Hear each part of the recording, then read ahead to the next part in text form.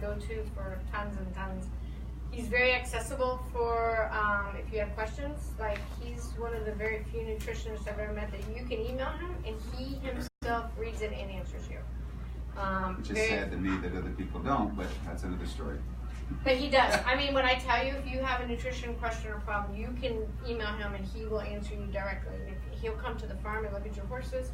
He will, I mean, he's just accessible. He'll fly in and we'll set up a day and he'll go and stand there and talk to you. And as you see through his presentation, it's in our terms. It's not in way above us. I mean, he will teach you everything you need to know about him. I mean, he's just a huge fan. Can't say enough about Marty. Very down to earth. And throughout the whole thing, if you got questions, ask him and he'll talk to you, and nothing's silly. I know some of the other nutrition things I've gone to, you kind of get like you don't want to ask that question, ask him. I know some of the people in here have horses with different issues because I work with some of you guys. This is where I get it from right here. He can give you a little bit more of his background. I think I posted it, but you started off as Seminole. Right, I came down, I was at a university in Louisiana, I was taught at Virginia Tech, and then I came to Seminole and was with Seminole for several years, and then I moved to Virginia and worked with Southern States. Just recently, over 15 years now, and then just recently, Cargill bought the Southern States Feed Division. So we're still producing the same feeds that we've got, with the exception of the Triple Crown. So we have Southern States, we have Legends, which I developed, and then we have a new line that I'm putting together called Pro Elite. So I'll have those three lines. Today I'm just going to talk about the Legends feeds. Which everybody knows that's my favorite feed in the whole world. That's just because, Patty, I knew she would beat me if I did anything else. And I can tell you that if I tell him I need this or I need that or whatever in the feed, I mean, he's open to it and this is what we want. And he develops it. I mean, he will develop it. So, but, all right. Okay, thanks, Patty. Thank you all for coming. So, gave you a little bit of my background, and now I'm going to talk about Feeding for Health show and performance. So, a little bit of each of those things today. And then, like, if you have questions later on, give me a holler. If you have a specific horse question, we can talk about your horse as well. So when we talk about feeding horses, water's the most important nutrient, and then the forage, which is the hay or pasture, and then of course the feed to meet the vitamin, mineral, protein needs, and so on, depending on that horse. So you can see that horses love hay and pasture, and forage then is going to be the primary component of their diet. The reason for that is it should provide most of those nutrient requirements for that horse. And horses need to chew on hay and eat fiber to keep their digestive system going. The more they chew, the more saliva they secrete, the more bicarbonate, which is a buffer that buffers that digestive system, helps. And also, if horses aren't chewing on hay, they're chewing on each other's manes and tails, aren't they? Okay, maybe chewing wood and things like that. Those are vices that could be determined. This horse is chewing on a tree, and after years of scientific study, I've realized why they do that. It's because it's there, right? They're short of minerals or short of this, whatever. I've provided horses with all that stuff, and some of them will still chew on trees or fences, okay? So I don't think there's any one reason why they would do that, except maybe they're just bored. It's something to do. Okay, if you get your hay tested, I want you to look at NDF, ADF, and crude protein, and those are lab tests that can be done on your hay. So NDF, the higher it is, the greater that value, the less that horse can eat of that hay. That means the total crude fiber. The ADF is a measure of the least digestible stuff in the hay.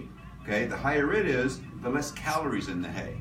So when both of those are really high, the horse can't eat as much, and I'm going to show you a chart in just a minute that shows that. And then crude protein, I like my hay for horses to be on that 8 to 14%. Can you feed horses 20% protein alfalfa hay? You can. That's more protein than they need though, and probably more calories than a lot of easy keepers do. So grass hay and mixed hay, I'm for. If you're going to feed alfalfa, I'd recommend you feed a limited amount of alfalfa. A flake or two, some cubes or something, but they don't need to be fed straight alfalfa typically, okay? How much forage do we need to feed horses? Typically about 1% of their body weight on a minimum basis. That would be for a pony or a mini. For a hard-working thoroughbred horse, you might have to feed them 15, 20 pounds a day, along with a lot of grain. The problem is, for example, they did a recent study in the Lexington area with thoroughbreds. The average grain intake was 17 pounds per day. The average hay intake was about 11 pounds per day. And they gave him hay 24/7. But if you're getting fed 17 pounds of grain a day, and horses can only eat about 2.5% of their body weight a day, so when I get a call from someone that's got an off-the-track thoroughbred, I say, I want you to feed them about 6 pounds of grain a day. Let's do another 6 pounds of alfalfa cubes or pellets or my hay stretcher, because they're not used to eating pasture. They're not used to eating hay, but they'll eat out of the bucket. So they'll say, I can't keep weight on this horse. Thoroughbreds are already hard keepers, so let's feed them about 12 pounds a day in a bucket, and then they'll eat maybe 10 pounds of hay a day, and I can put weight on them that way. So keep that in mind if you have an off-the-track thoroughbred too, okay? And so remember Marty's rule of thumb for good quality hay. If you get your hay tested, remember 8, 40, and 60, okay? If you can buy hay that's at least 8% protein and no more than about 40% ADF and 60% NDF, that's going to be hay that the horse can eat enough of, okay? Why is that important? Here's my quality estimates for type of hay for horses. Here's my 8, here's my 40, here's my 60, all right? Estimated daily intake. Most horses need to eat 1.5 to 2% of their body weight a day. If you get hay that's at least that good, they're going to do it, okay? So we've got legume hay, which is like what? Anybody know what a legume hay is? If you said alfalfa? Peanut or alfalfa. Peanut hay? Yep, that would be it. Here's mixed Timothy alfalfa, orchard alfalfa. Here's grass hay, Bermuda grass, fescue, orchard grass, so on. So you can see high quality would be early cut. That's before it flowers or before it heads out. So here's maybe a flower stage, here's a head stage. Like, sadly, we all know Timothy hay because it's got a head on it like this, right? That's low quality, all right? So we would like to have higher quality hay if we have horses that are harder working and need those calories. If not, you're going to have to feed more grain, which falls into JR and I's evil purpose of, so, oh, we can feed you more grain, okay? But buy the hay that's, spend your money on your hay first, and then spend your money on your grain. And Patty is a big pusher, a big believer in our balancer pellet type products, as I am too, because a lot of horses are really easy keepers. They only get a few pounds of grain a day. When that's the case, we need to concentrate that nutrition, and I'll show you an example of that later on. So legume hays, early cut, have the most protein and the most calories. So if you've got a racehorse at the track, you're probably going to feed a lot of alfalfa hay, and that's okay. The mixed hays, early cut, they're going to be a little lower in protein and a little lower in calories. A grass hay, if it's early cut, highest quality, it's going to be even less, okay? Average quality then, again, the legume hay is going to be the winner, mixed is going to be second, grass is going to be third. So this is really the worst hay I would like you to buy for most horses that are work and show horses. If you've got a pony or a mule, easy keepers, so on like that, you might go to the low quality hay because they don't need as much and it's not a concern, and having a little lower quality hay and less calorie hay for those easy keepers could be good. So a lot of barns that I work with, we have a show quality hay for those show and performance horses, and then we have the hay for the minis, donkeys, and all the assortment that a lot of horse owners tend to have, those other guys, those ponies, those easy keepers. So keep that in mind. You may want to stock 2 types of hay in your barn for those kinds of situations. Okay, so here's my effects of non-structural carbohydrates. That's a fancy term for the starch and sugar in your hays and grains. And we've made great strides in analyzing now for starch and sugar content. And I actually have a chart here that has all of our horse feeds with starch and sugar levels.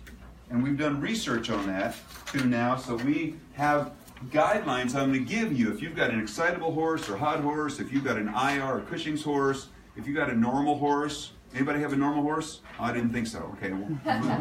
All right. So that we can fine-tune those kinds of situations. So, dietary NSC are causal factors for excitable behavior, colic, laminitis, and tying-up diseases. And I'm not going to talk about tying-up diseases today, but if you have a tying-up horse, we can talk about that. So here's a feed with lots of flaked corn and lots of oats. So do you think it's high in starch and sugar? You'd be right. It is, right? And some horses that might be good for. Here's a pellet, and looking at that, it's really hard to tell, is it high in starch and sugar or not? You really can't tell. Well, it's easiest for us to make a low NSC feed in a pellet because corn and oats are very high in starch and sugar, and we can put a lot of digestible fiber sources in a pellet. So this could be really low, okay? We could have a really low level of that, but you'd have to look at the protein, fat, and fiber and actually look at the starch and sugar analysis to determine that. Okay, here's a cool season grass in the spring. Do you think it's pretty high in sugar? Yes, it's going to be really high in sugar. Cool season grasses have the highest sugar content, so they're the most dangerous to cause laminitis in that horse in the spring and in the fall. When it's dormant in the summertime, it's not dangerous. Warm season grasses, less dangerous, okay, because they're lower sugar content. Can you founder a horse on Bermuda grass pasture? Yes, you can, sadly. Would you be easier to founder that horse up in the Northeast on orchard grass or bluegrass or something? Yeah, you could. And the highest rate of laminitis due to pasture situations is up in the Northeast. It's lower down here, but unfortunately it's still possible to do that, okay? So grain's going to be really high in starch and sugar. Cool season grasses are going to be high in sugar. Molasses is high in sugar. But we have feeds that do have molasses in them, but they also are low in starch and sugar overall. So you have to look at that analysis before you freak out when you read those feed ingredients. So here are some listings of sugar and starch content of some different feedstuffs for horses. Horses really like oat hay. And anybody have a wild idea why they might really like oat hay? Because it's really sweet. It's got a lot of sugar, okay? Normal horse, an NSC level of the 20% is fine. But for a pony or a mini, any horse that has a history of insulin resistance, any horse with Cushing's disease, any metabolic horse, I don't want this value to be more than 12. Okay? But for normal horses, that is fine. All right? But look at alfalfa. It's actually lower than Bermuda grass. Okay? They're both not excessive, but again, for horses that have laminitis that you want to put some weight on, a mixed hay or an alfalfa hay is fine for them. Now, it's more calories, so if you've got an easy keeper that's already, a body condition score of 7 or 8, no. We want to go to a lower calorie hay and limit that intake. But let's look at oats. Over 50% starch and sugar or NSC, corn over 70, barley over 60. So when we design a low starch and sugar feed, I'm going to look at ingredients like beet pulp, and I'm going to look at soy hulls, only 6% NSC, okay? And alfalfa meal, for example, only about 12% NSC. And I'm going to put together a feed that's very low in sugar and starch for those horses that are hot, those horses that tend to be IR or metabolic in any way. Because we want to lower what's called the glycemic response. So we feed the horse a meal, and within 1 to 2 hours, this red is the glucose peak. So all the starch is digested, all the glucose is absorbed into the small intestine, through the small intestine gets into the bloodstream, and within 1 to 2 hours, we have a peak in blood glucose. Okay? So the higher the peak in blood glucose, the higher the peak or the secretion rate of insulin. Insulin is the hormone that's released by the cells that causes the glucose to be taken back up into the muscle cell and says turn it into fat. Okay? So the problem with insulin is the trigger that causes laminitis. It's probably also the trigger that causes excitability. There's been some rat studies that have shown that as a possibility. So you have a feed that's higher in sugar and starch, you feed a higher amount of grain, a higher blood glucose peak, higher blood insulin peak, greater risk of founder or laminitis in your horse. The other issue is that horses that are insulin resistant, they have a already higher than normal level of insulin, and they're more sensitive, so they peak higher when they're given more sugar starch in their diet. So you have a pony and you have a thoroughbred, which is more likely to founder on you? Probably the pony, right? Because again, they are insulin resistant, probably from genetics. As a horse gets more obese, it's most likely that they're going to have an increased risk of founder because as we put on weight, our insulin levels get higher. So that's an increased risk for any horse. So here's a glycemic index that was put together from a study, and oats was the standard, and you can see the glycemic response from oats, the rise in blood glucose, the rise in insulin, when we fed oats is pretty high. but there's other things like oat, corn, and sweet feed that have even higher glycemic responses. So for your 500-pound little hunter pony, would oats or something like that be a good thing to feed them? Especially if they're overweight? No, it'd probably be kind of dangerous, okay, unless they were really, really active. So you can see if we put ingredients like beet pulp, alfalfa, rice bran, and soy hulls as major components in the feed, fix those ingredients like we do in our Pro Elite and Legends lines, then we can have a very safe feed for those horses, okay? So here's a couple of Norwegian fjords, and these guys get a balancer pellet and limited pasture, limited hay, and they stay really well because they come from Norway. There's a lot of snow over there, and there's not any calories or sugar in snow, is there? Okay, so they are very easy keepers. They're likely genetically IR because having a higher blood insulin level is going to be a survival strategy because they get any glucose into their bodies, into their bloodstream, and that insulin puts it into their cells and turns it into fat. That's how we all survive when there's no food to eat, is we have to rely on our fat stores, okay? Okay, so here are some different breeds that are known as easy keepers, and these are horses or ponies that came from areas where there wasn't a lot to eat. In order to survive, they had to be IR, and they had to have a low metabolic rate that could survive and those kinds of things. So you can feed, you know, these guys get a handful of stuff a day and limited pasture. A lot of people say they live on air, right, like an air fern.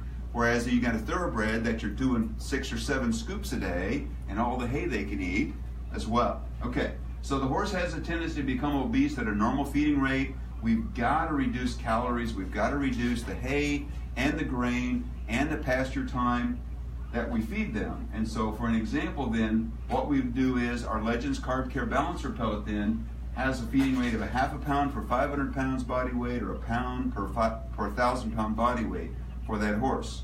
So, and I'll have folks say, wow, I'm feeding him this much, you want me to feed him a whole pound? And I go, yeah, but I don't want you to feed him a whole bale of hay a day. They think about the hay is not a significant source of calories. Well, if it's a whole bale and he only needs 1/3 of a bale, yeah, that's going to happen, okay? All right, so these horses that have insulin resistance from genetics and from overfeeding, your veterinarian is going to describe that horse or diagnose that horse as having equine metabolic syndrome. They can do a resting insulin test on your horse, and if that value is 20 micromoles per milliliter or greater, they're going to be diagnosed as having a high insulin level, and that horse is IR, and that horse then has EMS. And so what happens is if we let that horse get a little more weight, then that insulin resistance gets worse, and that horse is a greater risk for laminitis, right? So that's what we all want to avoid because laminitis is a very debilitating disease for the horse, very painful, and very painful for you to treat him because it comes out of your pocketbook, right? Very expensive. So what we want to do is we want to body condition score your horse. We look at 6 areas where there's fat, and we feel those and we look at those and we determine the proper body condition of that horse. So that goes from 1 to 9. We'd like those horses to be a 5. A pony's probably going to be a 6, okay? But the problem is that as you put on fat, these horses get nice and round. And we like them nice and round, right? Well, they can be a little too round for their health. So, for example, if you can see ribs at all, that horse is going to be a 4. If you can't see ribs, but you can feel them with light palpation, that's going to be a 5. If you can't see them and can't feel them, and even when you're pressing pretty hard, that horse is overweight. So we need to drop that weight on them, right? So body condition score your horses. Maybe take a picture on your phone every month. If you can, put a weight tape on them and tape them. We can do that kind of stuff too. You can send me a picture, and I can look at your horse, and I'll be as politically correct as possible. I'm not going to call you out. I'm not going to shame you on Facebook or anything like that. But we'll discuss it. And, you love your horse, but at the same time, there's a healthy body weight for that horse. And especially down here where it's so hot, that extra fat is a great insulator in the wintertime in places like where I'm at in Virginia. When it's colder in the winter, not so cold here, is it? So that's greater risk of heat exhaustion on your horse when they have that extra fat cover. So we've done research to show to look at the amount of sugar and starch in that feed, and we've determined how much is good, okay for a normal horse, how much is okay for an IR horse, and for excitable horses. So remember, oats was 50% NSC as a guideline? Okay, so to keep those blood glucose to insulin levels normal in a normal horse, meaning a horse that's not IR, we found that that concentrated grain, that NSC level, we don't want it to be more than 40%, and we don't want to feed more than half a percent of body weight, or no more than 5 pounds per 1,000-pound horse per meal. Okay? So that's our guidelines for a normal horse. For horses that are IR, they're more sensitive, and we've done studies looking at those levels of 20% versus 40% on excitability of horses too. And we found that we need to select a concentrated NSA level of no more than 20%, okay? And again, feed no more than 0.5% of body weight per meal. That'll keep the blood glucose insulin levels down, okay? We won't have an increased risk of laminitis. We will see calmer horses too as a result of that. So both of those things are good. Okay, so feeding the IR horse an easy keeper then, typically where you're only feeding 1 pound or 2 a day, we would select the Legends Carb Care Balancer pellet, like I said, one of Patty's favorite feeds. So that is a normal horse feed. We'd need to feed 0.5% of body weight a day. We need to feed 5 pounds a day for a 1,000-pound horse to meet their vitamin mineral needs. A lot of horses never get that much, right? They get much less than that. So by feeding them this, we meet all those vitamin mineral needs. And you'll have a much healthier and better looking horse. So when I redid the Legends line, here's the Balancer pellet, and I did 3 other feeds with Carb Care in them. Okay, Carb Care means low NSC, low starch and sugar. So what was my cutoff value, my maximum value for that?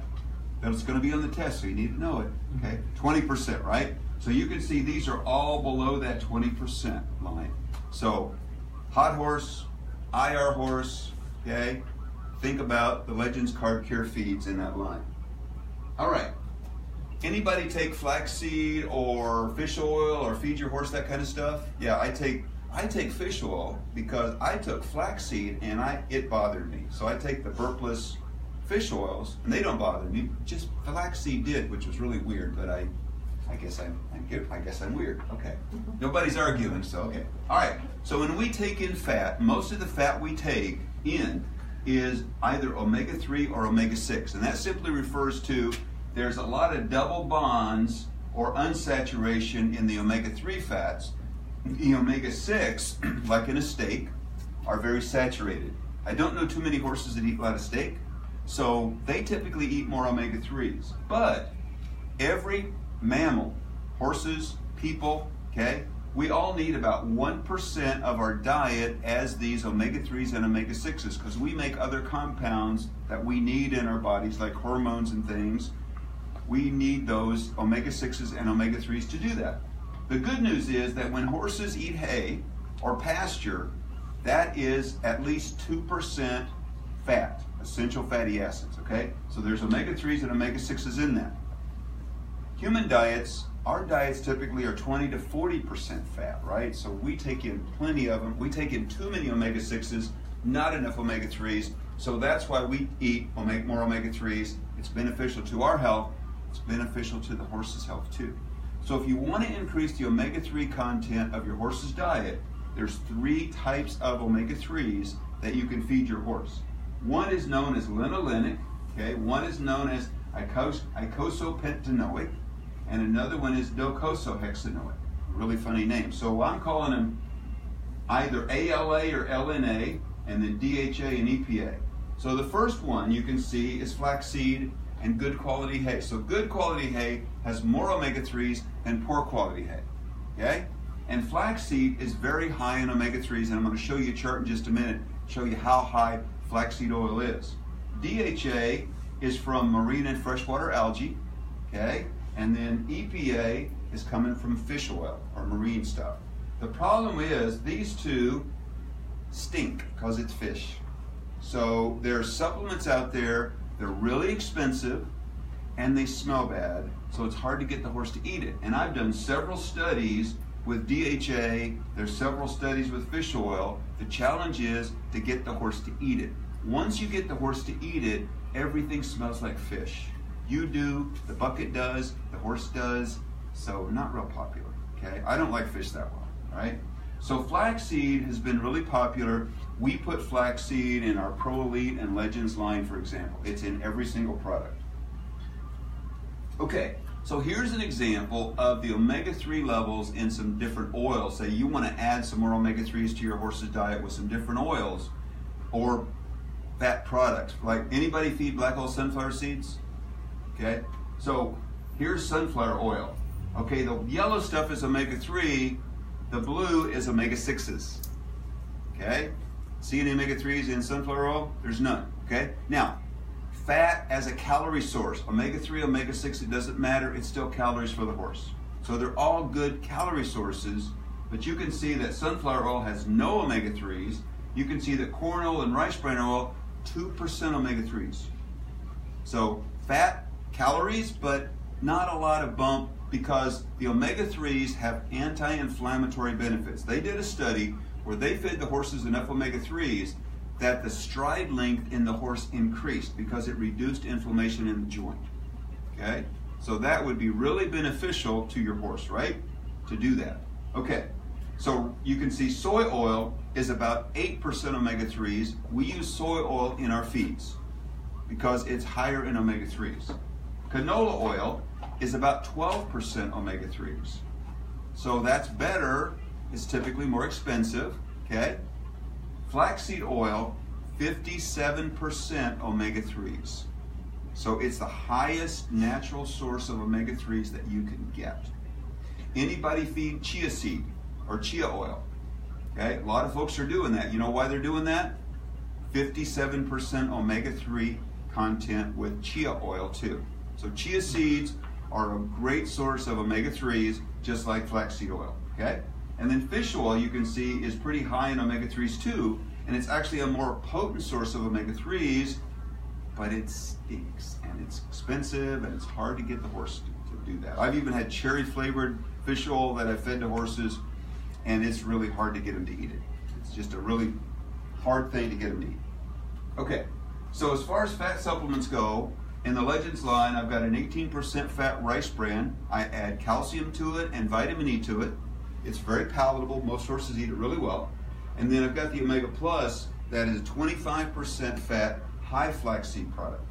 So both of these you'd feed anywhere from half a pound to a couple of pounds a day as a weight builder, as a fat source, and especially for this one, omega-3 source. Okay? So keep that in mind. If you want a shinier coat on your horse, for example, that would be something to look at, or put some weight on the horse.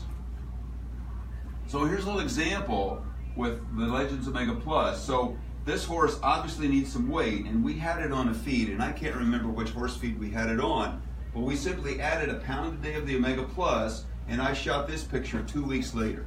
So you can see the difference in the hair coat.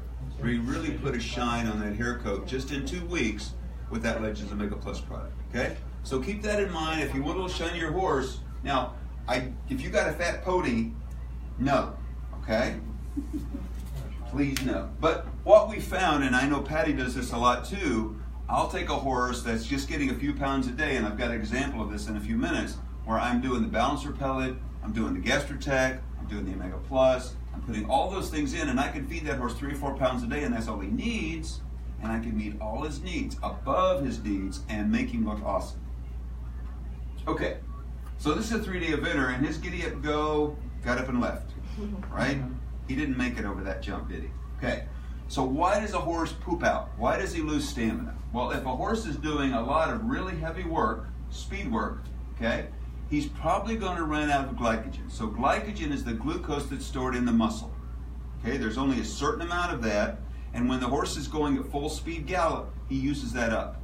That's a short-term energy source. A long-term energy source is fat.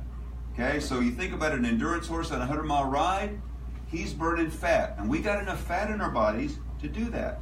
All right, we don't have enough glycogen. How long is that horse running if he's a thoroughbred at a racetrack? 2 minutes. How long is that endurance horse going if he finishes at a good time? 10 hours, right? So there's not enough starch or sugar in that horse's body as glycogen to provide that much fuel. He needs the fat. Both of them are important.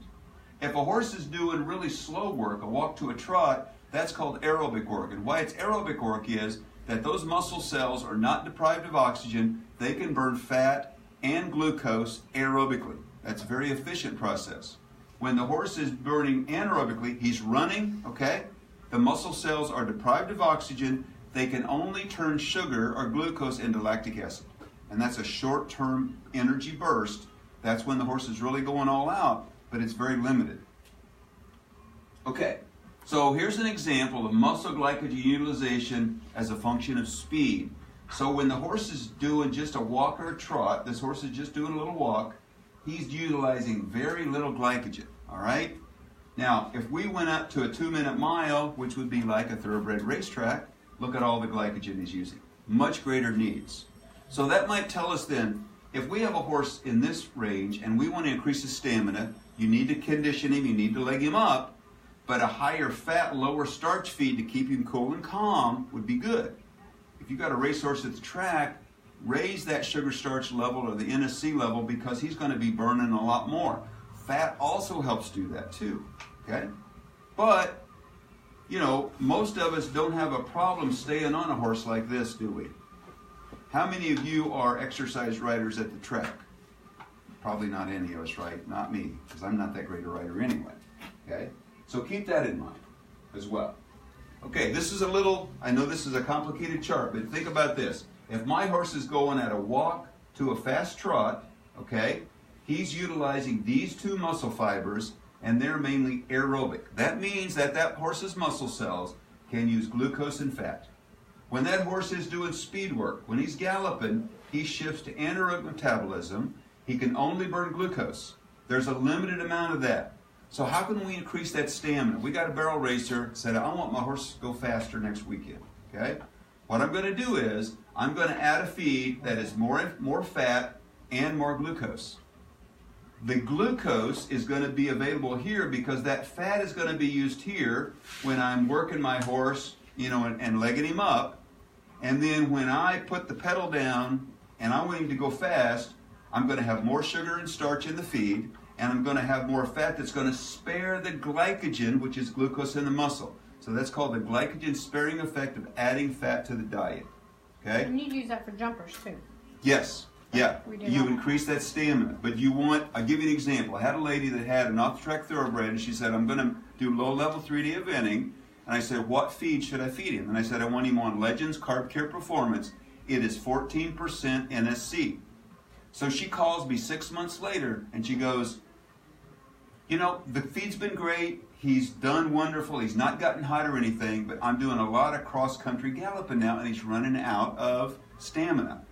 So I said, switch him over to Legends Sport Horse Plus. That's my highest fat. That's my 35% NSC feed.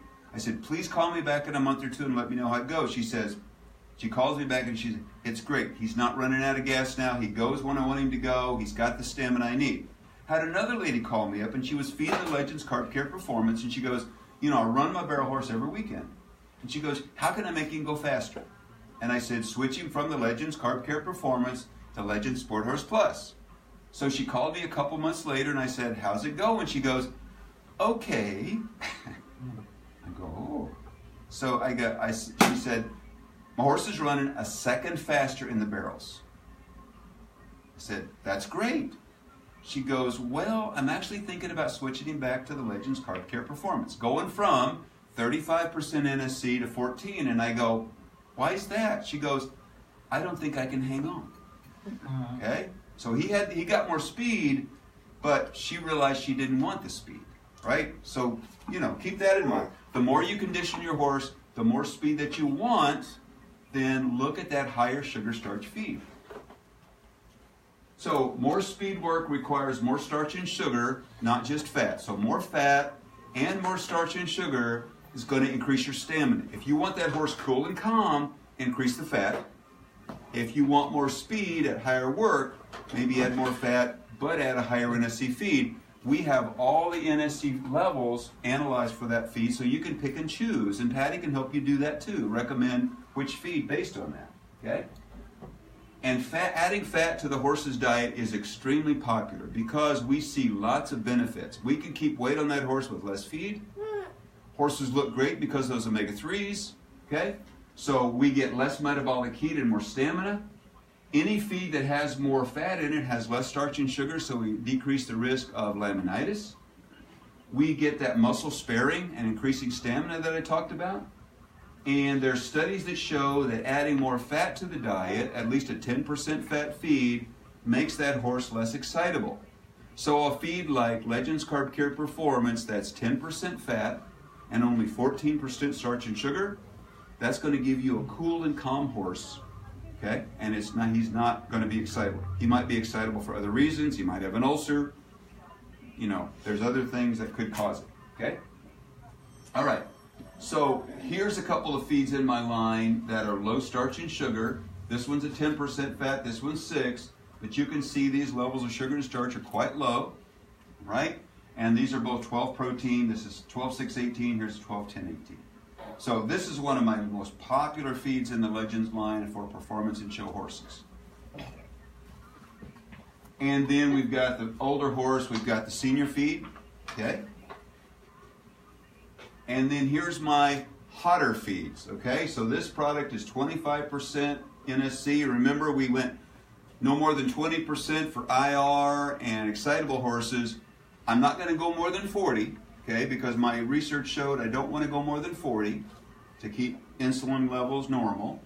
But here's a 25, here's basically a 30, and here's a 35.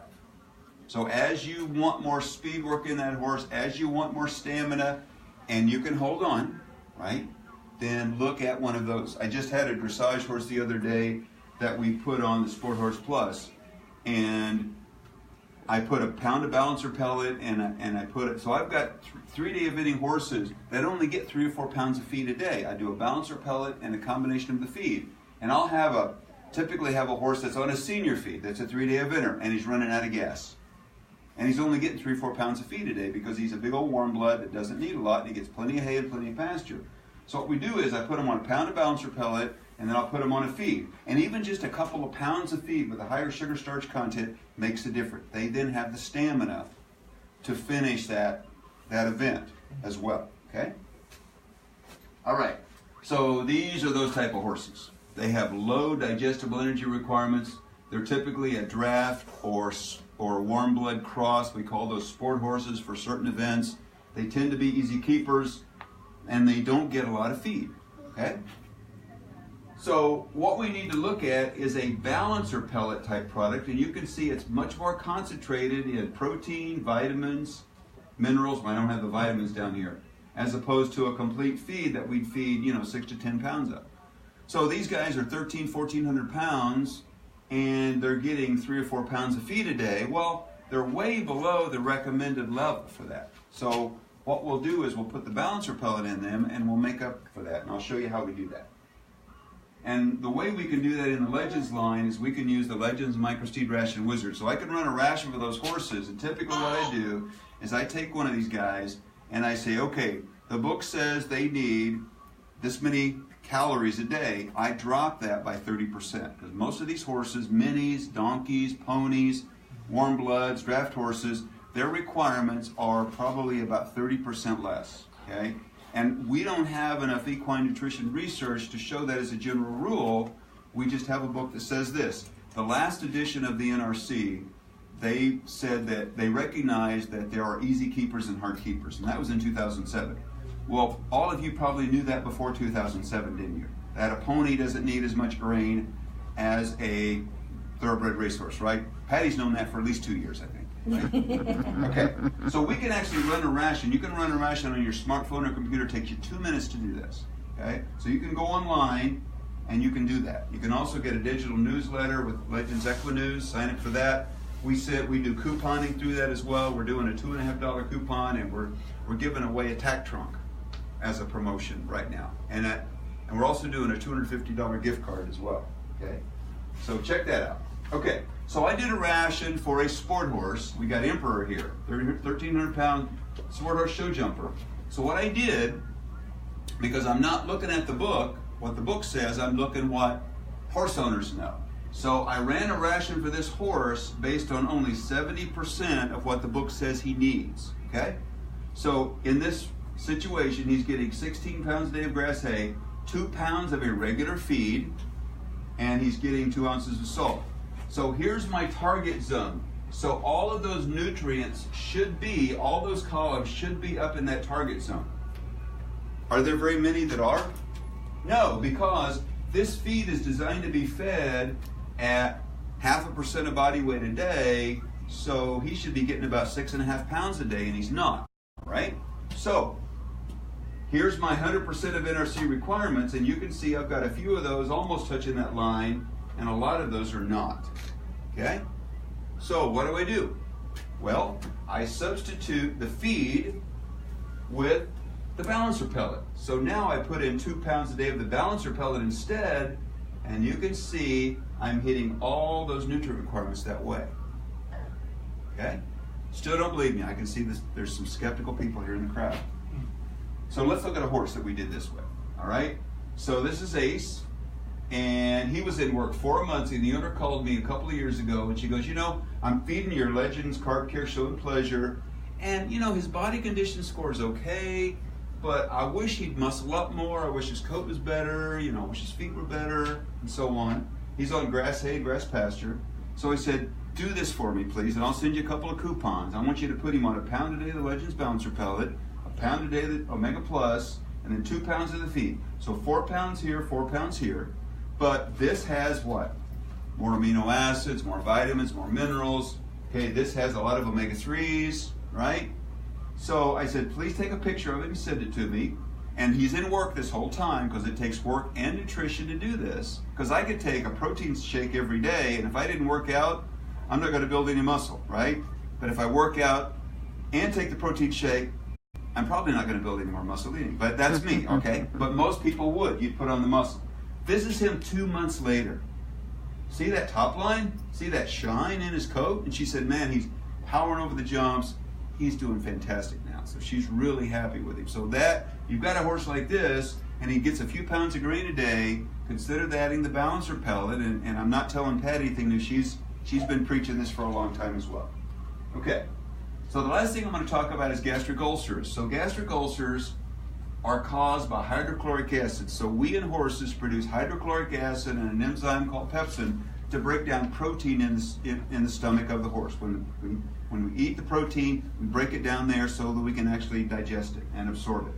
There's some other things like lactic acid and other acids that could be causing ulcers too, that could degrade that stomach lining as well. I've done some research to show I'm not really that concerned about that. It's more the hydrochloric acid, okay? And here's stomach ulcer prevalence by discipline. So you'll know, now in a few minutes, you'll know why race horses and harness horses and reiners have such high levels of ulcers. But you can see in pretty much every discipline, there's a very high rate of gastric ulcers. Now there are gastric ulcers, there's colonic ulcers, just talking about gastric ulcers right now, right? So here are some signs of ulcers. So if your horse has chronic colic, colic is just a tummy ache. So if a horse has a tummy ache, a lot of times if you're just cinching up your horse, that girth, he's acting funky. He puts his ears down. You're grooming him, and you're grooming him along his sides. He's looking at you weird. He wants to bite you, okay? He's moving around. He's in pain, okay?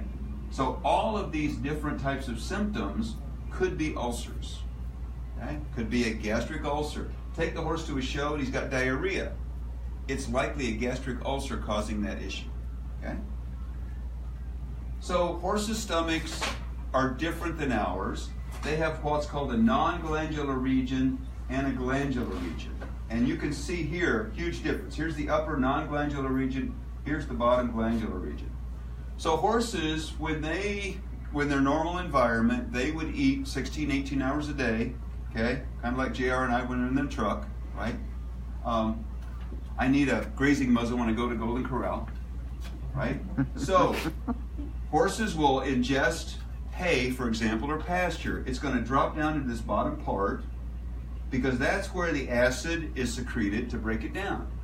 So if they were grazing 16, 18 hours a day, the horse's stomach rarely ever gets full. It usually stays about half full because they're trickle feeders over all that time, right?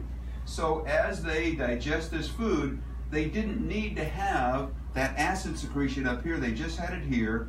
This is called the margo vacatus. This is where this line is right here. So this horse's stomach would stay about half full. The horse's stomach doesn't contract a lot like ours would. We would eat a meal, our stomach could get full, we'd mix it up, and then it would move on. Horses, they don't eat, in nature, they don't eat 3 meals a day. What do they do when we have them? They eat 2 meals a day, don't they? They get grain, they get hay twice a day typically. Okay, so horses didn't develop any acid production up here. So notice here, there's not any cells that secrete anything. Notice down here though, there are, okay? And do you see how shiny it is? So if you have some cells here that secrete acid and it digests protein, what's the stomach wall made of? Protein. So why doesn't this horse digest his own stomach? Well, there's other stuff secreted down here called mucus. Everybody familiar with mucus? Jared doesn't have to do his demonstration, blowing his nose without his handkerchief. Okay, y'all know what that is. Okay, so that's why it's shiny. So the mucus coats that bottom part of the stomach and the acid can't eat into it. This is not protected, there's no mucus. So this is the protected portion, this is the unprotected portion. Over 80% of gastric ulcers occur right up in here. Okay?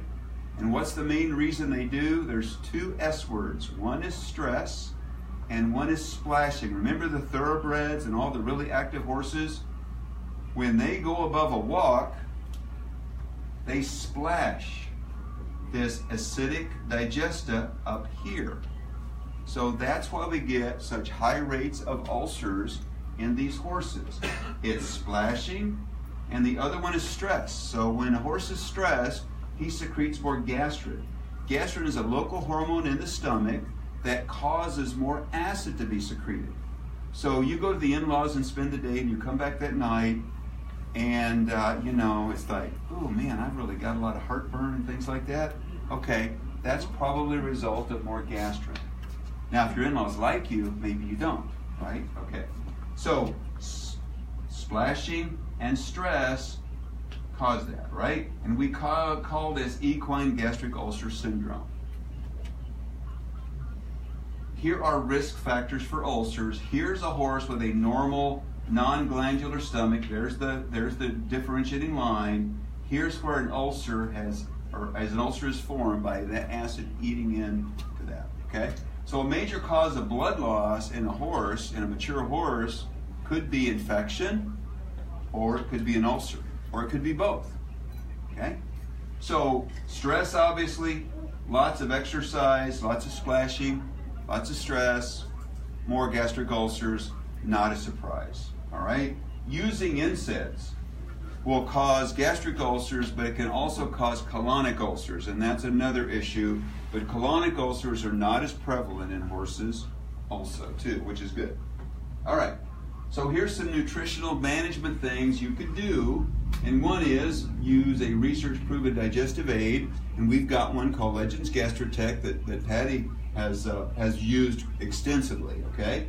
Provide as much fiber or forage as possible. Want the horse chewing all the time if he can, but if you've got an easy keeper, you can't give him hay all the time. So use a nibble net. And research shows that you need that nibble net, those hole diameter, to be as small as possible. So they did research on ones that were less than an inch, greater than an inch, and they found that the largest ones, the horse doesn't slow his hay eating down at all. You need the smaller type because you're going to get a limited amount of hay. You want him working at that thing as much as possible, okay?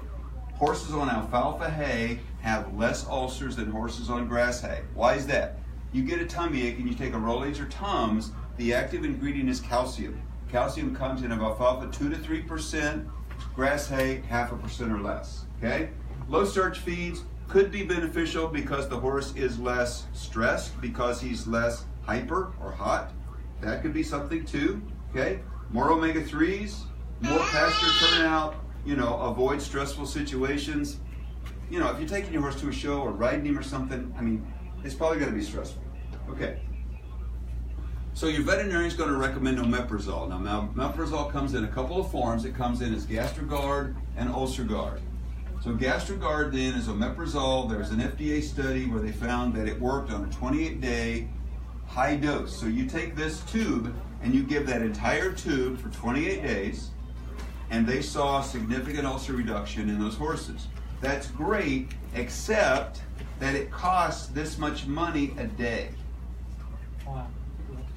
And if the vet scopes the horse, that's about $350. Okay?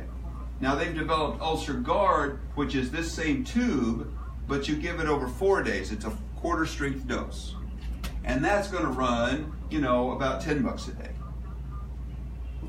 Great, but expensive, right? And long-term use of this product is shown to be calcium wasting. So you're not going to be wanting to feed it. If you could afford to feed it for 6 months, you would not want to feed it for 6 months or provide it or dose them every 6 months all the time anyway. Okay, so I found a product, or I developed a product called Legends Gastrotech that's got an ingredient in it and buffers in it that will significantly reduce ulcers. So we did 2 studies where we had vet scope the horses. We saw a significant reduction in gastric ulcer scores or severity. Okay? I don't call it a treatment, I call it a preventive. If a horse has a really severe gastric ulcer, put it on Omeprazole. Go to your vet and get some GastroGuard, treat that horse. A lot of the vets are saying, let's not treat him for 28 days, let's treat him for 14 days, or let's treat him for a week and see how he responds, that we know for sure he has an ulcer, because not every vet has a gastroscope to do that endoscopy and see that ulcer itself. The only way we know for sure that horses have ulcers is for that vet to scope the horse and actually look at the stomach and see that ulcer. All right? Vets don't have the scope to do it, or they'll say, let's put him on GastroGuard and let's see if he responds. However your vet feels comfortable in doing that, listen to them, okay? And then look at a product that has some research behind it that shows that it can be effective in keeping those ulcers at a lower rate of severity where that horse isn't symptomatic when that occurs. And so I've done a couple of studies, and they were very good studies, meaning that I saw a significant reduction in gastric ulcers. And this product comes in a 40-pound bag, sells for about $30, so that your cost is under $1 a day for ulcer prevention, okay? Do you need to feed it all the time? If your horse is doing a stressful, strenuous activity, yes, okay? Trailering, showing, and all that. I have people feed it year-round because they're working their horse year-round. I have horses that have chronic colic issues. We put them on this, and we can resolve those chronic colic issues. It just depends on your horse and what you're doing with them as far as what you do. Give you an example of this. Had a lady call me. She has this saddlebred mare, and the symptoms are poor appetite, trouble holding weight, stall walk, very stressed when in a stall. She said, I can't even ride her because she's so rank. She hurts so much. I've used Omeprazole on her before. As soon as I take her off of it, within a few weeks, she's back the same thing. So she's obviously chronically stressed and having gastric ulcers. So I said, look, let's get her on Gastrotech. And I said, could you, give me a picture, let me know how she's doing in about a month and a half. This was her before, this is her after. She's happy. She says she loves her job. Okay? Look how bright, look how shiny. She said, I've actually dropped her weight. I've dropped her feed. She's doing better. She's muscled up because she's working. Okay? So, dramatic difference in that horse on 45 days. And I know Patty has a lot of horses that she's done the similar thing with.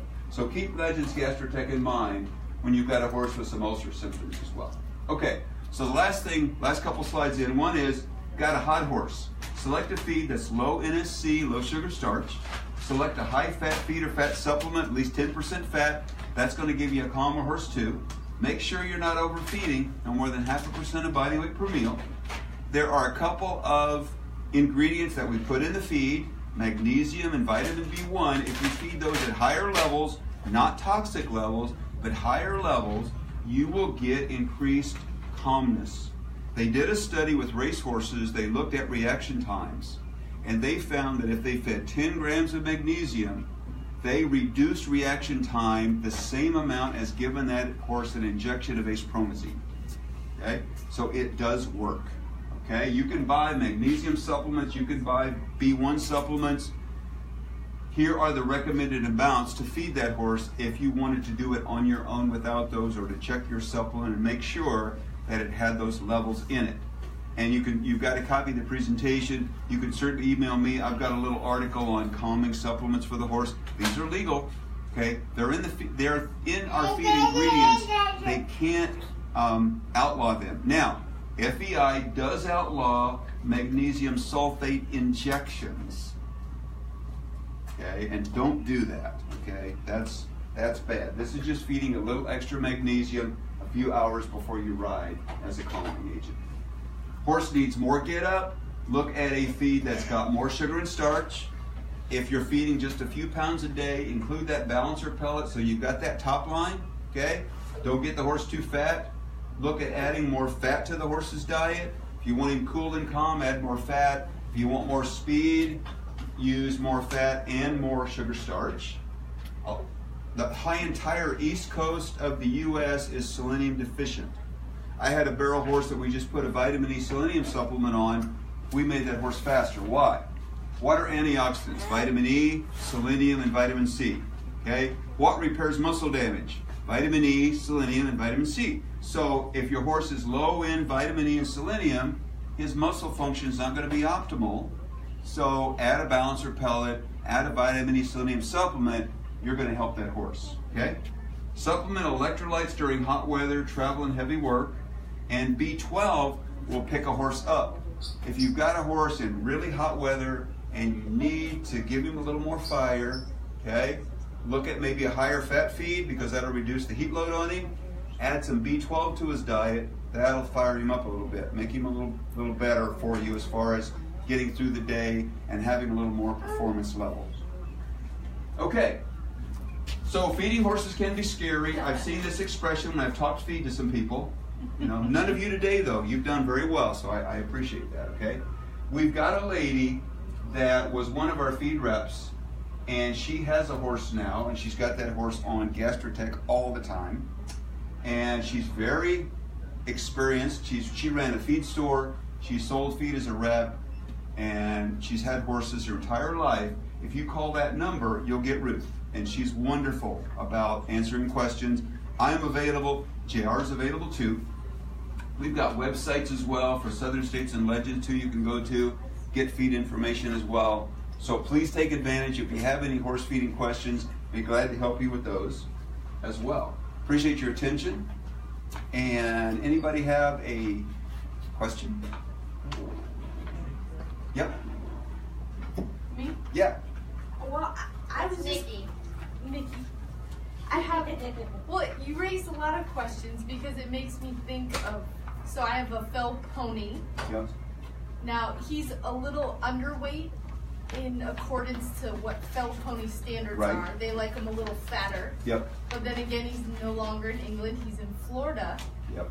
I just kind of have a lot of difficult factors in deciding his right feed. Yep. You know, he's a carriage pony. He travels to shows very often. Yep. You know, he's a very mild-mannered attitude. Yep. You know, I don't want him spicy, Right. but he does work very hard. We took him to the park this morning. You know, I try to drive him at least 30, 45 minutes when it's not super hot out. Mm-hmm. So, you know, I'm not feeding Gastrotech at the moment, but I did before at the other fell pony farm I was at. Okay. So I'm just kind of, it's a lot of factors in debating the right formula. What I would do though is I would put him on a balancer pellet first. Like I feed the 75 or 80 horses at SCAD. Every horse gets a pound of balancer pellet a day first. Okay. And then they get feed. Okay. So they'll get a feed, the Legends Carb Care Performance, any horses that may tend to be hot, they get that one. And then they get one, those that hotness is not an issue, but they want to maybe push a little more, they'll get a little hotter feed. Okay. As far as sugar starch level. So I'm not sure the weight. He's getting half a cup morning and night of the balancer. Yep. And he's doing great on that, right?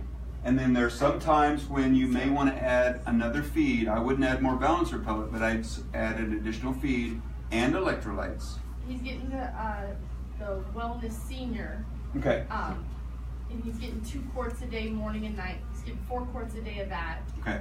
But then Man, he is working. You're working him pretty good.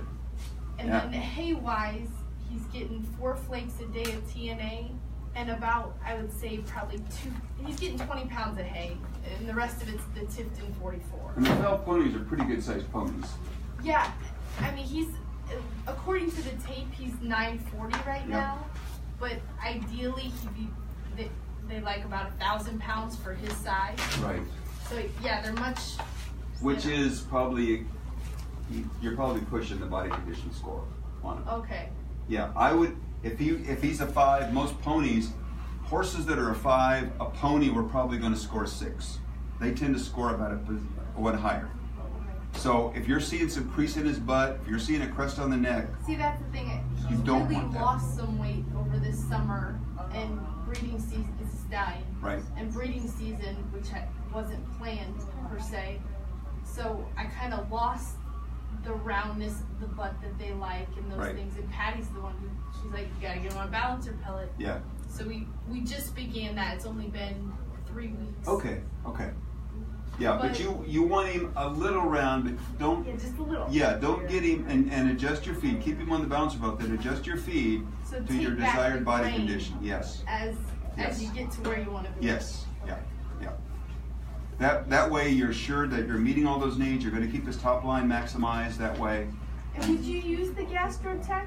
Because he if he doesn't show symptoms, but he does travel a lot. And, I do push him. Right. So As a it does stress him. prevention, it couldn't hurt. Go ahead. Cutting back on his feed, though, if you're feeding him, 3/4 or a pound a day of the GastroTech, cutting back that amount on his feed so he's not getting more calories. So he would be getting calories from the GastroTech? Yeah, Okay. because I have to put those ingredients in a carrier, and I have alfalfa meal and wheat mids and things like that in that as my carrier, because I have to have more of that than the ingredients in it to So get if him I to eat add it. in GastroTech, say, how much of the senior do I need to remove? A pound. Yeah, this is So a half. it's one This for is one? this is a half pound mark, and that will measure the balancer pellet and GastroTech. So that's half pound. Okay. So you basically we'll call him 1,000 pounds. So we get a half a pound of both of those products a day, and then cut back your feed. Okay, cut Accordingly. back a pound of the feed. Yep, cut back feed by a pound. Mm-hmm. Thank you. Betcha. And feed electrolytes, keep him drinking as well. And not only your grain, but if your hay is, he's getting the same amount of hay every day, that's fine. Cut back your grain and get that body condition score where you want him to be. If he's not active and you stop riding him for a while or not driving him for a while, look at cutting back his hay too, because he's going to be expending a lot less calories, so less grain and less hay, or he's going to get fat on you. Now, electrolytes. What electrolytes do you like to feed separate? I want one that's salt-based. So sodium chloride is the first ingredient, potassium chloride is the second ingredient.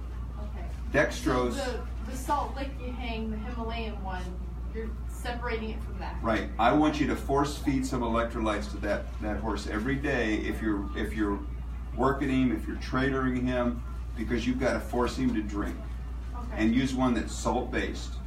Okay, because there are some out on the market that dextrose is the first ingredient, sugar. They don't need the sugar, they need the salt.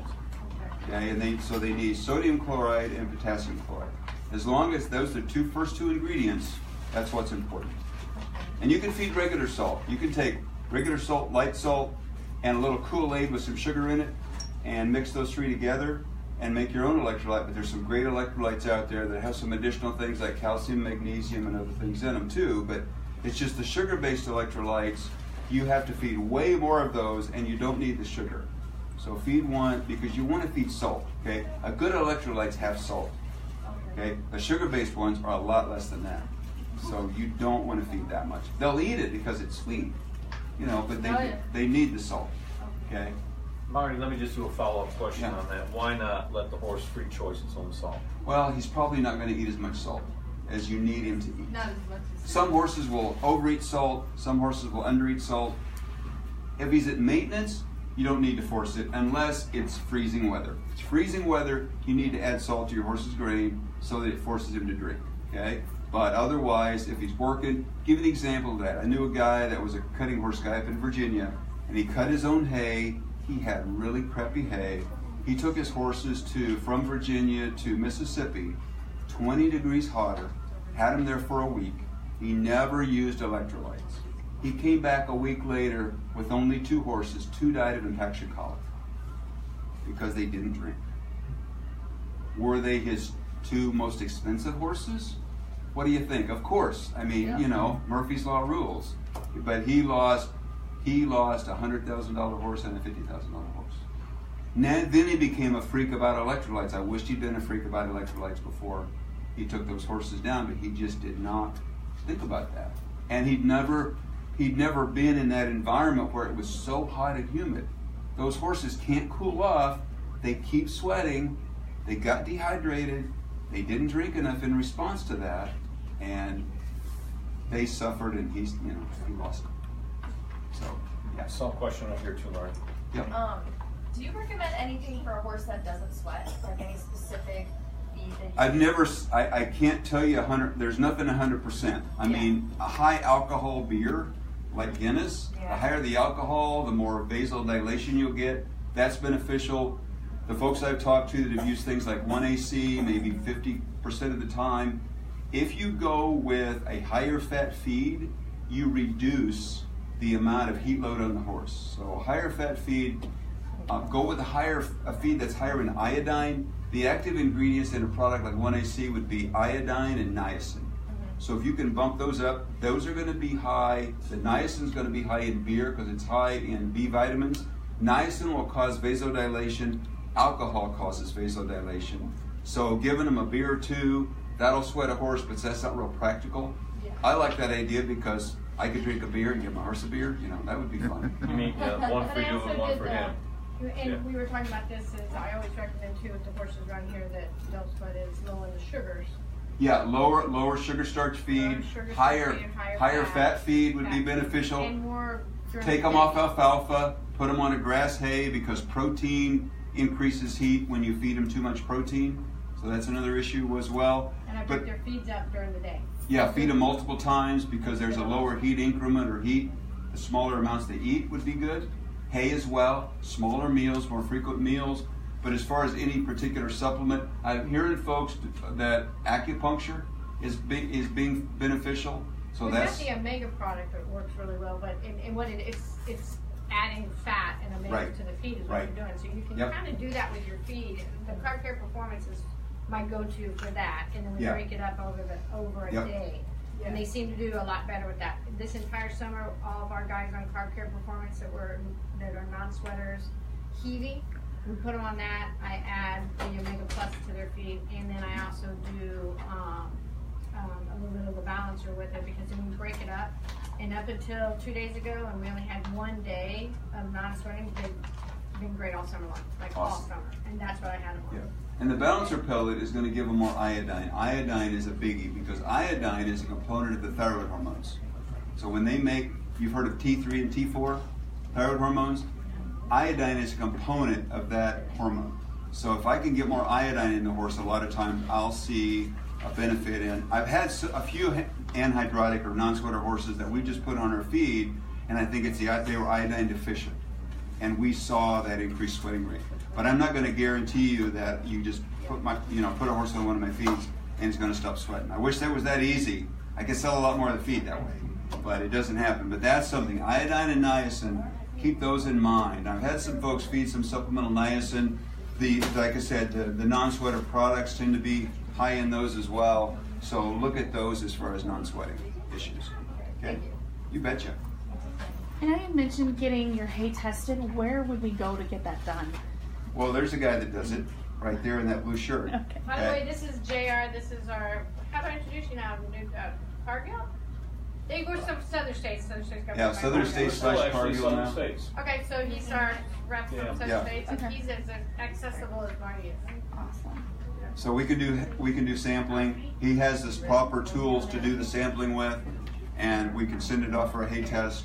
And the biggest we can problem with get doing that is you need a bank of hay that's going to last a while, because if you have 2 bales and I drill into them and send it off, you've just fed those 2 bales, and I show you what you fed, not what you're going to feed. So you almost need a bank of a good supply of hay sitting there. It's going to last 30 days or so, otherwise we're just not really proving anything. Gotcha. There are some dealers that actually will get a hay sample from whoever they're buying the hay from. There's some of that happening. Yep. And then I also had a question about the omega-3s versus 6s. Mhm. I've got a horse that struggles with arthritis, so I've been really trying to Yeah. up the 3s. Yes. Is it a ratio of the 3s to the 6s, or is it like a straight percent? It's not so much a ratio. We know the ratios in dogs and cats now, and obviously you're never going to get as much omega-3s in that dog compared to omega-6s, because it's a meat diet, there's a lot of fat. But if you up it, and they found the ideal ratio of omega-6 and omega-3 is probably like 4-to-1, you can get a 2-to-1 in horses. I actually did a custom feeding program for a reiner in North Carolina where we actually had a 1-to-1. Because hay is very low in omega-6 and very high in omega-3s. So simply just adding more omega-3s would be beneficial. The fish oil and the marine algae are more powerful omega-3s. So that would be more beneficial, but certainly more flaxseed, more chia seed. If you can get a fish oil or a marine algae supplement in the horse, that would be beneficial. But I give her like a half a cup of flax twice a day, Okay. and then she's on a TONA and an ONA. Okay. I would look at a pound of flax a day. A lot of horses that have sweet itch, which is an allergy to Culicodes gnats, they're actually allergic. They develop an allergy to the protein in the gnat saliva. So those horses that are itchy and hivey with sweet itch, get them on flaxseed. Typically a 1/4 pound a day in the cool season, 1/2 pound in the hot season. But they did a study up in Canada where they took Culicodes gnats and they ground them up and they actually injected them into the horse's skin. The ones that they fed a pound of flaxseed a day, they saw much less inflammation because, again, omega-3s are anti-inflammatory. And I'll put some horses that are easy keepers on a pound of flaxseed and a pound of a bouncer pellet. I had a lady in Hernando that we did that with. It was real hivey, welty horse, and she called me 3 days later and said, his hives are going. Now that was really quick.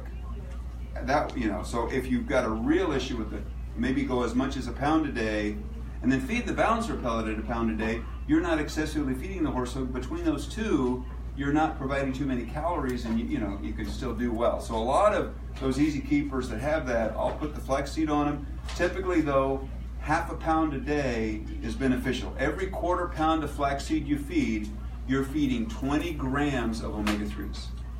Okay? So usually, like I said, typically 1/2 pound a day for most horses will really help with that sweet itch issue.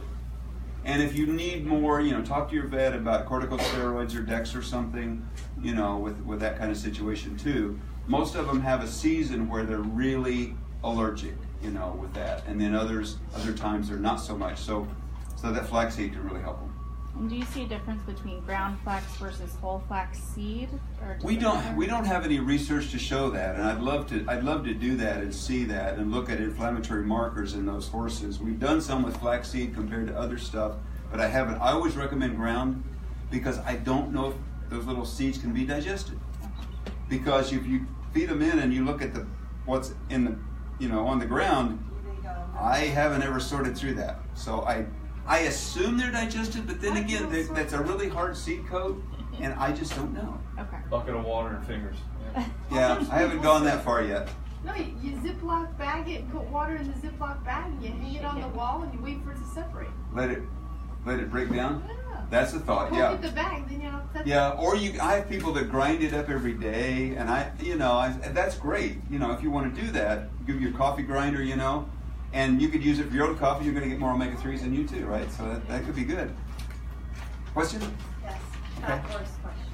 Okay. So, 2 out of my 4 are a little bit plump, and they've been on, they get a pound of balancer a day, a cup of flaxseed a day, and I give them like a handful of performance, so they're the carb for performance, so Yep. they're not getting Yep. more supplements Yep. than they do food, Okay. and they're still fat. Yeah. So one goes out all night, and then the other one goes out max 4 hours because he starts doing stupid things. And then you put hay in the barn too? They get hay between probably 4 to 5 flakes a day Okay. of TNA. Okay. Well, the 4 to 5 is the key. Decrease the flakes. Decrease the amount of flakes. If it gets to the point where they're kicking the stall door and stuff, That's the one. use a hay net. Get a hay net with as small diameter as you can to extend the time. And then look at the possibility of a grazing muzzle on pasture. That's probably not a key here because you don't have great pasture. They did a study in England where they restricted ponies. Okay, so the ponies were normally out 8 hours a day and they restricted them 4 hours a day. They found that the ponies could increase their grazing or consumption rate by 4 times. They knew they were out there less, they ate faster. So that could be the issue too. The biggest concern, if you've got good pasture, using the grazing muzzle is going to cut consumption by 30 to 50%. The biggest source of calories with your horses are those flakes of hay. So I would try dropping them to 3 flakes a day compared to 5. Because the one that's the main problem, he goes out generally probably max 2 hours. Because Yep. he goes straight in the back, and then after probably 30 minutes, he chunks and climbs out, and tries to climb out the gate because he doesn't want to be outside anymore. Yeah, So- when I tell folks about that restricting, I said you can't keep a horse out in pasture more than 2 hours a day if you want to drop weight on him, but then you've got to restrict hay too. You've got to do both. Because he's lost weight because he is navicular, and he has lost probably 100 pounds, but he Okay. still could. Okay, He's lost 100 pounds. Yeah. yeah, but TNA He's has a got, draft cross. So yeah. he's, He's a big yeah, boy. but TNA has more calories than T as well. So, feeding good hay to horses is great, but if you went to a grass hay only, that's going to have less calories as well. Or just restrict, keeps them busy. or less restrict, calories. or both. Yeah. But look at that. Less calorie hay, less hay, because that's where the greatest source of calories from your diet are. Yeah, and you wouldn't have to feed the performance, just the balancer pellet alone, and a little flaxseed would be fine. yeah, he gets a cup of flax a day. So. That's a great thing to feed. I mean, we have it in the feed, but more flaxseed, more omega-3s, great for horses. And you can do the Omega Plus.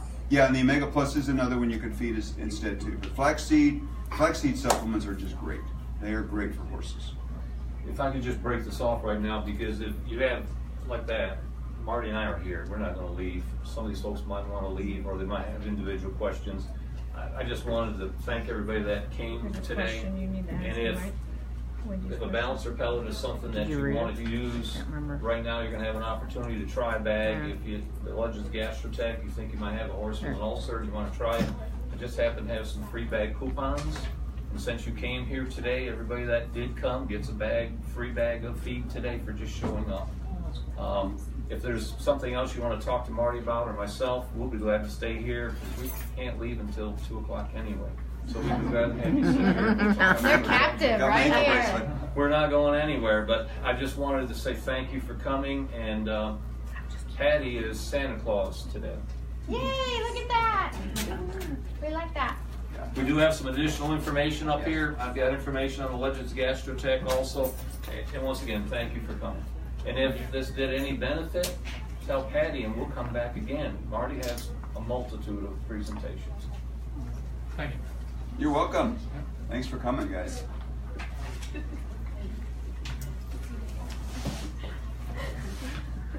I think she has a question from somebody online. Wendy has a question. Says her 15-year-old barrel horse blows super hard and sweats profusely when I lope and likes to break at the lope. Suggestions on feed. Currently feeding Purina Strategy. Okay. Conditioning. It's probably the hot, humid weather would be an issue, too, would be a concern. If the horse is overweight, that's going to be a more issue of that horse is going to have more heat exhaustion. So I'd check the horse's body condition score. I would also check to see how much the horse is getting a day. If the horse is getting 4 to 5 pounds a day, it's probably meeting its nutritional needs.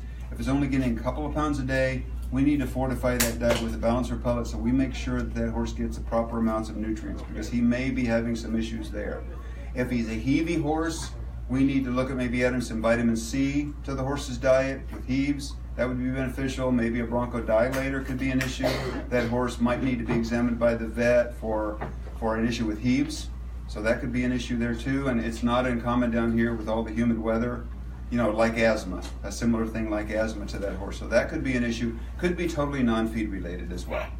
But typically with that kind of situation, I'd look at some vitamin C. Vitamin C actually increases the effectiveness of bronchodilator drugs and actually decreases the irritation in the alveoli of the lung tissue for that horse. So that could be beneficial for the horse too.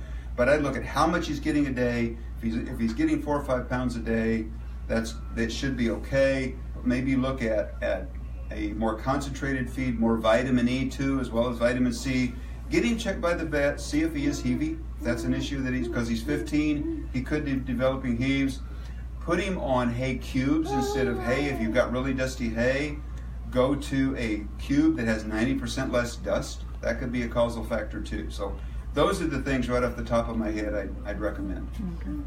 So just as a point, if you've got some folks that are listening, and they come in and they've been watching today, Dr. Marty Adams, and they want to come in and try some of the products, I will leave Patty with some additional coupons. You come in and ask for the coupons, and you can get some of the same feeds we've been talking about. So one of the other things that people talk about is if your horse is on DEX or anything, I heard you mention that, I recommend Gastrotech. If your horse is on any kind of DEX, Banamine, any of that, NSAIDs, I recommend Gastrotech just as an additive while they're on it because it's going to help with ulcers. I mean, it's my go-to. I do horses for all over the country, and that's my go-to. Is a big one with that. So that's and it's an easy feed. I mean, you just feed it to them, and the studies we did, we just top dressed it on the feed when we fed them twice a day. We had a horse that went, a client of ours from the rehab center that went, and they had scoped it with 4 ulcers. They said, you can do our program at the vet hospital, and she goes, let me call Patty. She calls me, and I said, I'll make you some packets. All you gotta do is feed that.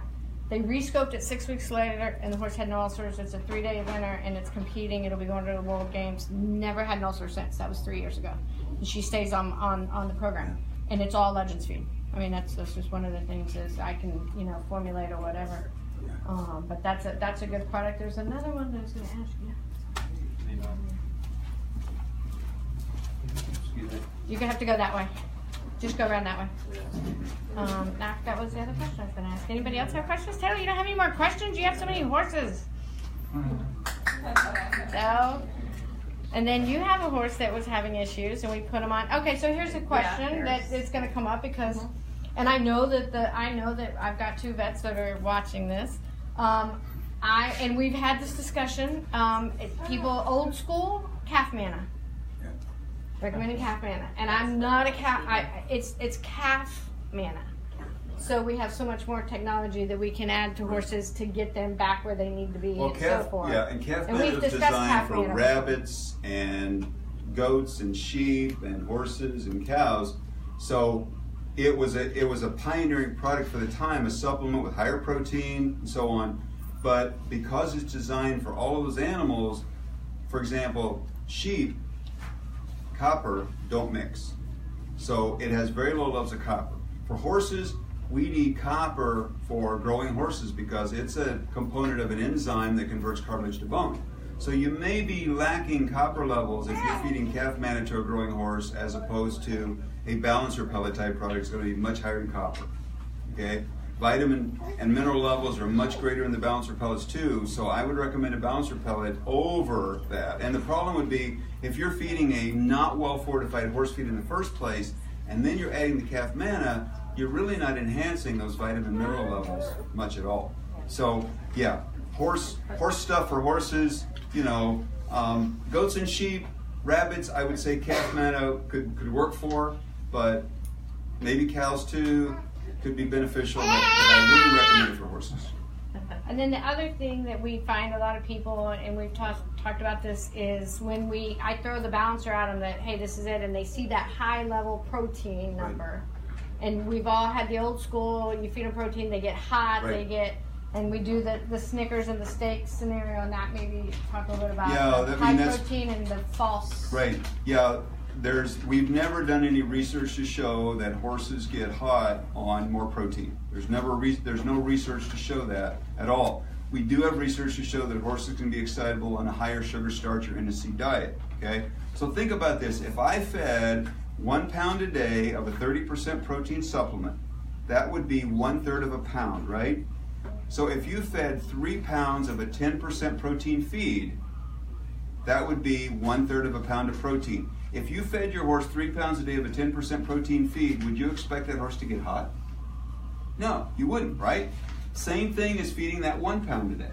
So if you're feeding 3 pounds a day, you're feeding 1 pound a day, same amount of protein. Horses need 1.5 to 2 pounds of protein a day. Actual protein. Yeah, actual protein. So you're feeding 1/3 of a pound by feeding 1 pound of a balancer pellet. And when they talk about protein, that's to maintain their internal organs and what they are staining their at. Yep. That's not asking them to work. That's not asking them to go fast. That's not asking to jump. And that's where we find you get horses that get injuries. They just can't. Their body at one point.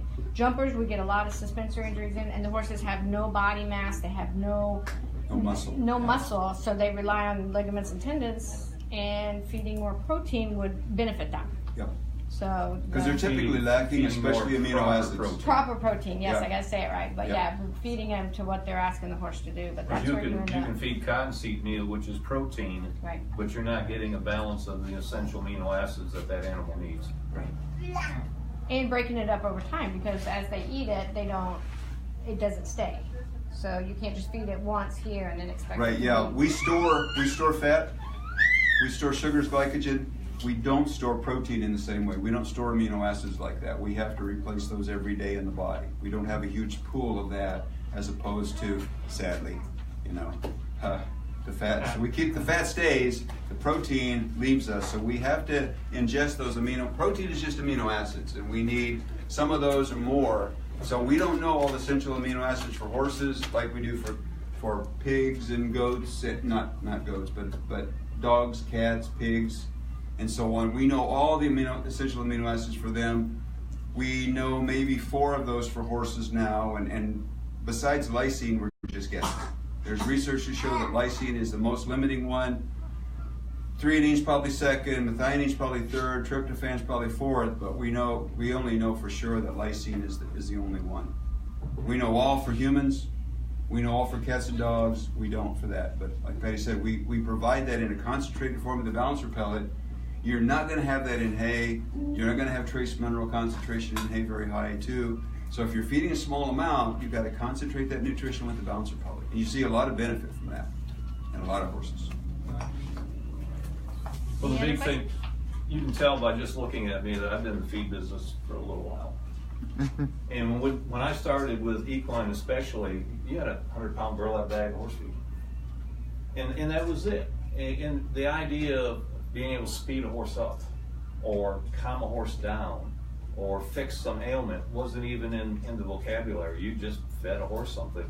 If you've got that horse that you want to speed up, we know how to do that now.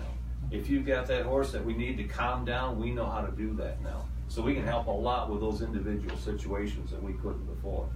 And Dr. Marty has already put a lot of it in a bag for you, so you don't even have to guess at what it is. We got the numbers. Those numbers on that chart, those are not figures that he's just made up. The feed is actually sent to a lab, they test it, and we know they're accurate. And they're a fixed formula. Those feeds are fixed formulas, so we don't just adjust them every time we need to cut the cost of a bag of feed. It's the same every time. My background is in dairy nutrition. Consistency is what made dairy cows perform. Some of these horses that are under stress, like what you've got going on, consistency is what's going to make that horse healthier and happier long term. Legends Gastrotech, I could go on and on with stories. And there's a difference between guaranteed formula and fixed formula. Yes, there is. The big thing is that if it's a tag, that means it's not guaranteed to anything. If it's nailed to the bag, it's printed on the bag, it cannot be adjusted. Those are the 2 things to keep in mind. So if your feed is on a tag, like some companies are, you can adjust it. Except our new Pro Leaf feeds, but it has to have the guarantee of those in there. Right. It just it can be a variation or whatever it is to make those numbers, and they can be within a percentage of those numbers compared to a fixed formula that's on the bag, and it's that same feed every time. And Southern States they pull the stuff, they put it in jars every run that goes through. So if there's a problem, they can pull that jar and look at it. So that's one thing I know every time that bag's the exact same bag. So that's important if you've really got some good performance horses or horses with issues, that you know that it's the same feed every single time. Makes a big difference. So. Did I hear pizza?